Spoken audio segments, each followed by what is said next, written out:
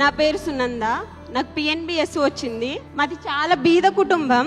మా విలేజ్లో అందరూ మీకు అసలు ఉండడానికే ఇల్లు లేదు, మీ అమ్మాయికి అంత చదువు అవసరమా అని మా డాడీ వాళ్ళని చాలా అంటే చాలా హేళన చేశారు.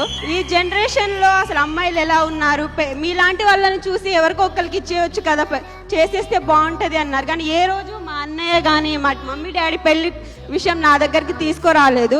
అదే నమ్మకంతో నన్ను చదివించారు. రీసెంట్గానే నాది ఎంబీఏ అయిపోయింది. ఫస్ట్ అటెంప్ట్లోనే నేను క్రాక్ చేశాను. నా మీద పెట్టుకున్న నమ్మకంని నేను ఈరోజు ప్రూవ్ చేశాను. మా డాడీ నాకు ఒకటే అనేవాళ్ళు, నాన్న డబ్బు లేని వాళ్ళు కూడా జాబ్ కొట్టగలరని నువ్వు ప్రూవ్ చేయాలి అన్నారు. నేను ప్రూవ్ చేశాను. ఇంకా నేను మా పేరెంట్స్ కూడా చెప్పలేదు ఇప్పటివరకు. నా కోసం మా డాడీ తనకు ఉండడానికి ఇల్లు లేకుండా ఇల్లుని సాక్రిఫైస్ చేశారు. అదే ఇల్లు నేను వాళ్ళకి రిటర్న్ గిఫ్ట్గా ఇవ్వాలనుకుంటున్నాను. మా అన్నయ్య మ్యారేజ్ చేసుకొని నాకు ఫినాన్షియల్గా చాలా సపోర్ట్ చేశారు. ఇంకా నా ఫ్రెండ్ సింధు అని ఉండేది, అసలు వితౌట్ హర్ ఐ కాంట్. అసలు నేను ఇక్కడ లేను. తను చాలా నన్ను ఫినాన్షియల్గా కానీ నేను నాకు రావట్లే అని స్ట్రగుల్ పడ్డప్పుడు తను చాలా నాకు హెల్ప్ చేసింది. తనకు అండ్ మా పేరెంట్స్కి నేను జీవితాంతం రుణపడి ఉంటాను. ఇంకా థ్యాంక్స్ టు శ్రీధర్ సిసి. నాకు interview guide lines and mock interview అయితే చాలా హెల్ప్ అయింది.